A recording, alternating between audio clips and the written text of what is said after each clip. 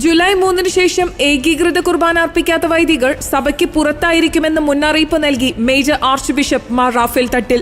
Circular June 16 ഞായറാഴ്ച അതിരൂപതയിലെ എല്ലാ പള്ളികളിലും വായിക്കണമെന്നും മേജർ ആർച്ച് ബിഷപ്പ് അറിയിച്ചു. നടപടി നേരിടുന്ന വൈദികർക്ക് വിവാഹം നടത്താനും അധികാരമില്ല. സഭാ സംവിധാനത്തെ വെല്ലുവിളിച്ചുകൊണ്ട് കത്തോലിക്ക സഭയിൽ തുടരാൻ ആരെയും അനുവദിക്കില്ലെന്നാണ് തീരുമാനം.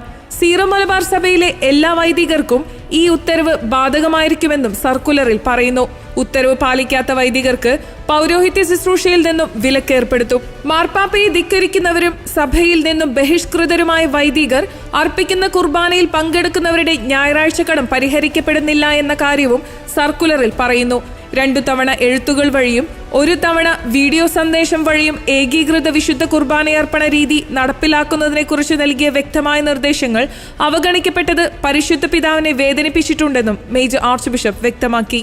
ഏകീകൃത രീതിയിൽ മാത്രം വിശുദ്ധ കുർബാനയർപ്പിക്കുന്നതിനുള്ള സന്നദ്ധത രേഖാമൂലം അറിയിക്കുന്നതുവരെ എറണാകുളം അങ്കമാലി അതിരൂപതയിലെ വൈദിക വിദ്യാർത്ഥികൾക്ക് ശംശാന പട്ടമോ പുരോഹിത പട്ടമോ നൽകുന്നതല്ല എന്നും സർക്കുലറിൽ പറയുന്നു. അനുസരണമില്ലാത്തവരുടെ സ്ഥാനം സഭാ കൂട്ടായ്മയ്ക്ക് വെളിയിലാണെന്ന് അർത്ഥശങ്കയ്ക്കിടയില്ലാത്ത വിധം മെത്രാന്മാരുമായുള്ള കൂടിക്കാഴ്ചയിലും തുടർന്ന് നടത്തിയ പ്രസംഗത്തിലും പരിശുദ്ധ പിതാവ് വ്യക്തമാക്കിയിട്ടുണ്ടെന്നും കത്തോലിക്ക സഭയുടെ പരമാധ്യക്ഷനായ മാർപ്പാപ്പയുടെ ഈ വാക്കുകളെ തികഞ്ഞ ഗൗരവത്തോടെ വൈദികർ മനസ്സിലാക്കുകയും അനുസരിക്കുകയും ചെയ്യണമെന്ന് അതിരൂപതയിലെ എല്ലാ വൈദികരോടും സമർപ്പിതരോടും ആത്മായ സഹോദരങ്ങളോടും സ്നേഹപൂർവ്വം major archbishop Mar Raphael Thattil അഭ്യർത്ഥിച്ചു.